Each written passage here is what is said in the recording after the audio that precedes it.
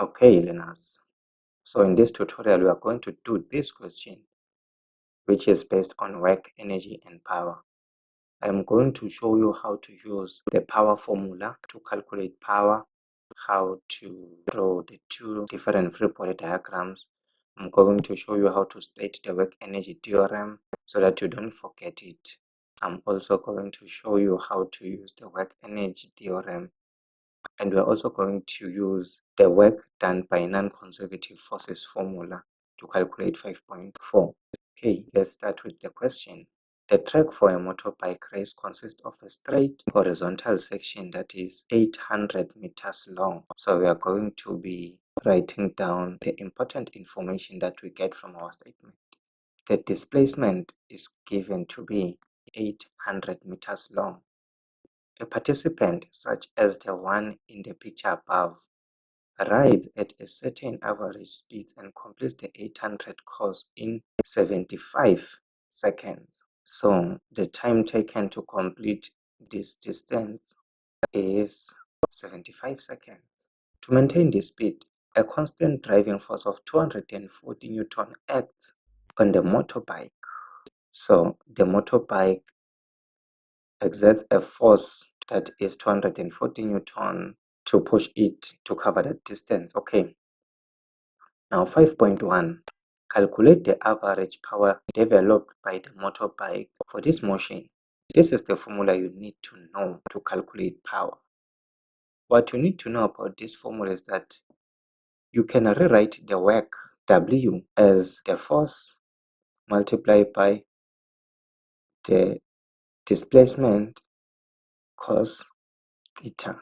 Now theta in this formula is the angle between the force and the displacement. How do you figure out the angle between the force and the displacement? You have to check the direction of your object. In our case, this object is moving to the left.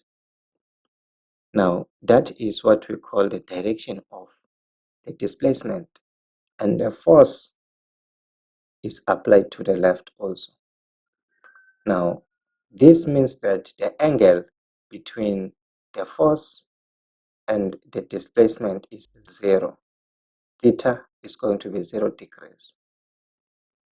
If we had a force that is going the other direction, we would recognize that the angle between these two was going to be 180 degrees. This usually happens when dealing with friction.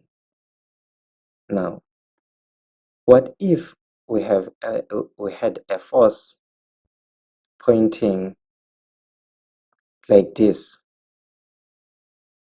Now, theta was going to be the angle, was going to be this angle. Like I said, theta is the angle between the displacement and the force. Okay, we know that the force is given to be 240, the displacement is given to be 800 cos 0 degrees. Now the time was 75 seconds. Let's punch this on a calculator. So we are going to get 2560. This W is for watts. Now the other formula you can use is this formula, where you multiply the force and the average velocity. If you are not given the average velocity, like in our case, in the data here, we don't have the average velocity. You have to calculate the average velocity. The average velocity is given by the displacement covered over the time taken. Now, if you punch this on your calculator, you are going to get, let's punch this on a calculator, 800 divided by 75. You are going to get that the average velocity 10.67 meters per second.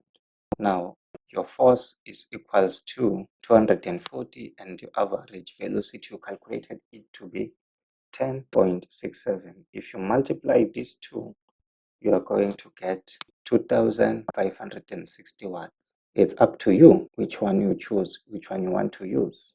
Let's make some room so that we can continue with 5.2. Another person practiced on the same motorbike on a track with an incline. Starting from rest. So on our data, you have to always know that once they say anything is starting from rest, this is telling you that the initial velocity is equals to 0 meters per second, always. Okay. The person rides a distance of 450 meters up the incline. The displacement on this inclined plane is 450 meters, which has a vertical height of 5 meters as shown below. So the change in y, which is our vertical height, is given to be 5 meters. The total frictional force acting on the motorbike is, we are given the frictional force. So the frictional force is 294 Newton. Okay, the combined mass of the rider and motorbike is 300 kg. We have the mass of our system to be 300 kg. We are collecting important information here. The average driving force on the motorbike as it moves up the incline is 300 Newton. Okay, so this is the force applied by the motorbike is given to be 350 Newton. Consider the motorbike and rider as a single system. Alright, 5.2. Draw a labeled free body diagram for the motorbike rider system on the incline. Now, because we are on an incline, let's use this as a rough sketch. Now, the normal force is always perpendicular to the surface. The weight is going to be pointing straight downward always. Okay, and the applied force is pointing on the direction of the motion, and the frictional force is always opposing the motion. So now we can write our free body diagram. We can rewrite this free body diagram in component form. Everything will be the same, but we will not include the weight. We will write the components of the weight. In place of the weight, we are going to put the components. Now, we are going to have the perpendicular component of the weight. We are also going to have parallel. Now, these two free body diagrams, they are the same and they will give you the same marks. However, this free body diagram right here is perfect for calculations. Now, what you need to know about this free body diagram is that the parallel weight is equal to mg sine beta. Now, the perpendicular weight is going to be equals to mg cos beta. This is always like that. Okay. Now, state the work energy theorem. The work energy theorem formula is like this. What you need to do is to rewrite this in words. So you are going to say, so the total work done on an object is equal to, that is at this part right here. Okay. The change in the object's kinetic energy is this part. You just rewrote this equation in words. 5.4. Use energy principles to calculate the speed of the motorbike at the end of the 450-meter ride. We are going to be using the work energy theorem. Now, the first thing we've got to do is to check our free body diagram and look at the forces that we have. Now, you have to know that these forces, they are doing work. These forces, they are perpendicular to the surface.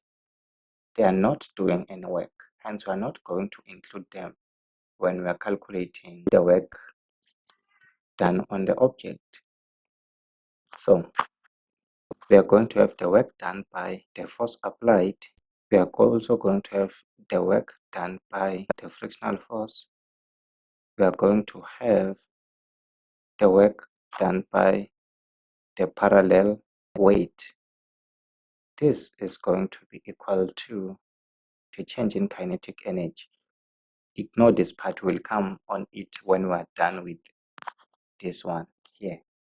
We know that the formula to calculate the work done on an object is the following.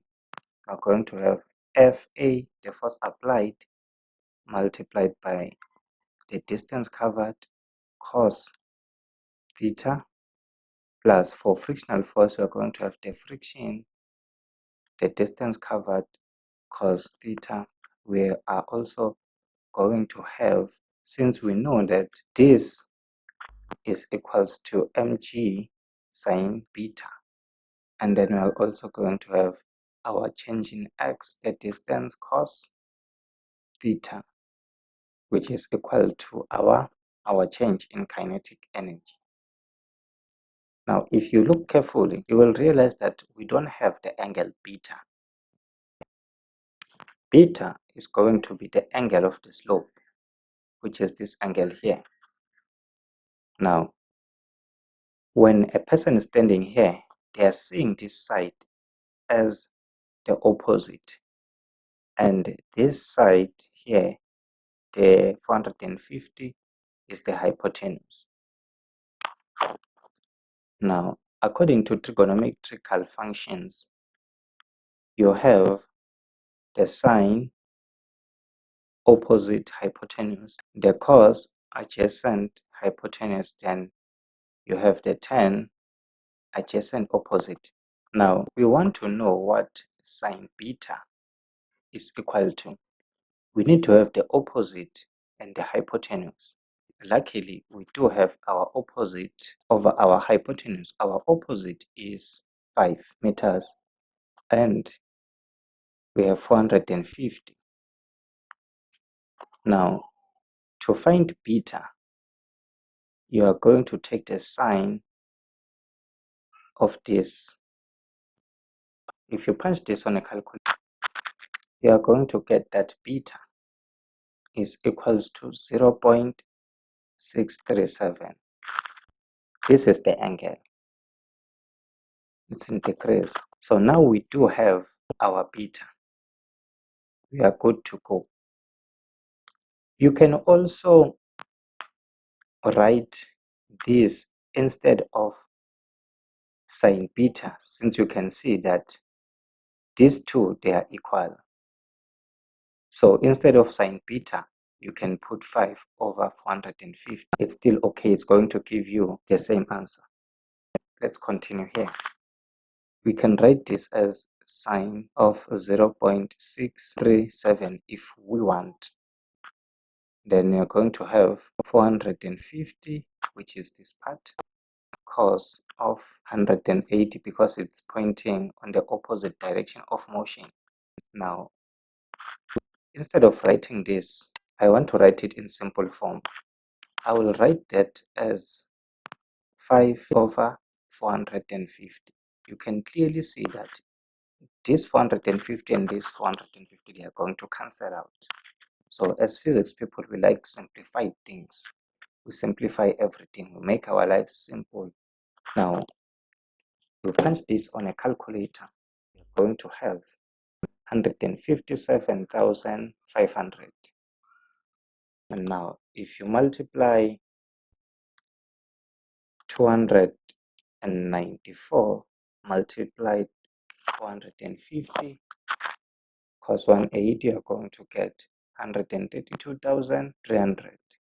Now, if you multiply this part here, which is 14,700, this is equals to our change in kinetic energy. If you add this part here, you are going to have 10,500. the change in kinetic energy is equals to the final kinetic energy minus the initial kinetic energy. This is 1 over 2 mv squared final minus 1 over 2 mv squared initial. 1 over 2, the mass of the system is 300. We are looking for the final velocity. The initial velocity was 0, as you can see from our data here. It's 0. This portion here is going to be 0 because everything multiplied by 0 is 0. So we are going to be left with 1 over 2 multiplied by 300 v squared final. So therefore, now we do know that our change in kinetic energy is equal to 150 v final squared. Now at this point, we realize we're saying, oh, we do have our change in kinetic energy. It's this one here. So we can say 150 v squared final is equals to 10,500. And then we are going to divide both sides by 150. And we are going to get that this is equals to 70. We put the square root of both sides. And we are going to get that the answer is 8.37 meters per second. Okay, now, how can we use the formula of work done by non-conservative forces? This formula to calculate the same answer, which is this one here. But you need to know when using this formula, you need to know what are non-conservative forces. These are forces that when applied on an object, the total mechanical energy is not conserved. These are forces like frictional force and applied force. Gravitational force, W, it's a conservative force. So we are not going to include it in this formula. We only include non-conservative forces. If we use this free body diagram, we can see that this force cannot be included because it is the component of the weight. We are only going to include this one here and this one there.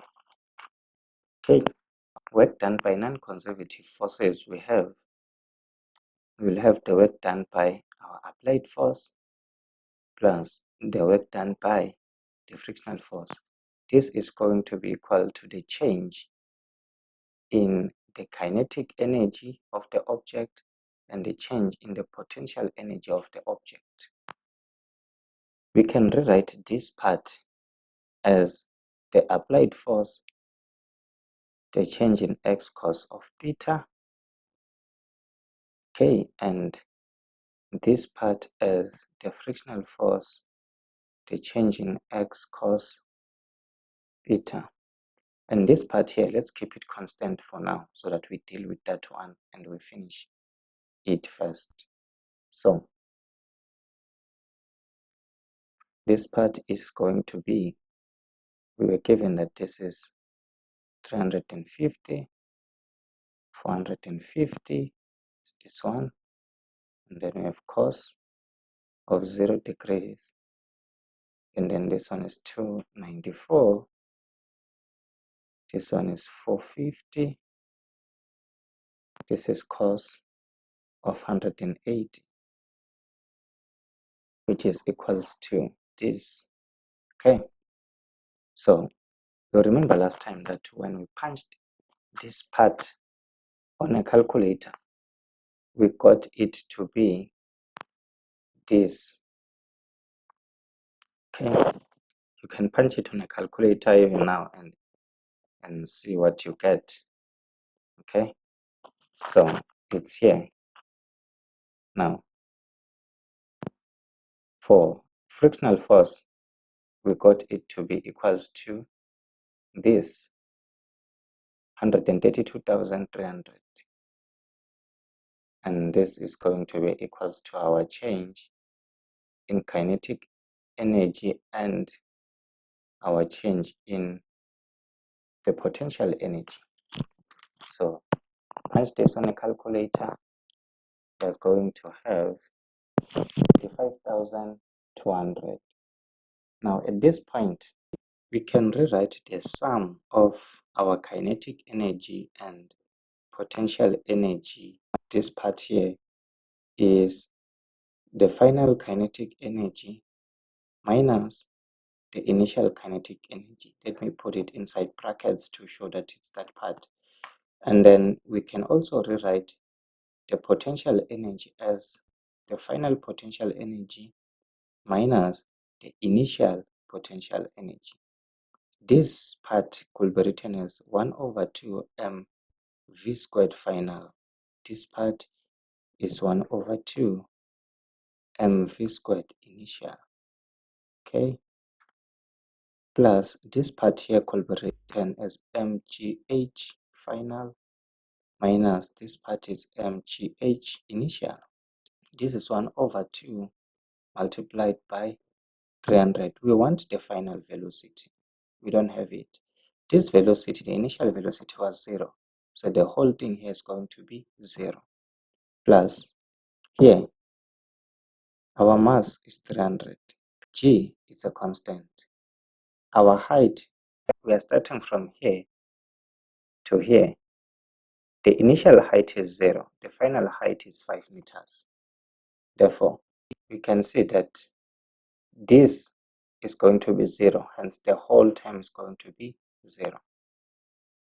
So, this one is going to give you 150 v squared final plus this part here. If you punch this on a calculator, it's going to be 14,700. We can realize that the sum of our change in kinetic and potential energy this time here is equal to the one that we calculated on top there. So we can substitute 25,200 in place of this term. So 25,200. Now you subtract 14,700 both sides. Your answer here is 10,500. Now from this point onward, you will be happy to go to the answer, which you are going to find it to be 8.37 meters per second is your final velocity. Now, this is how you can solve this question. Thank you for watching this video. Now, if you like this content, please like the video and subscribe so that you can get more of physics videos.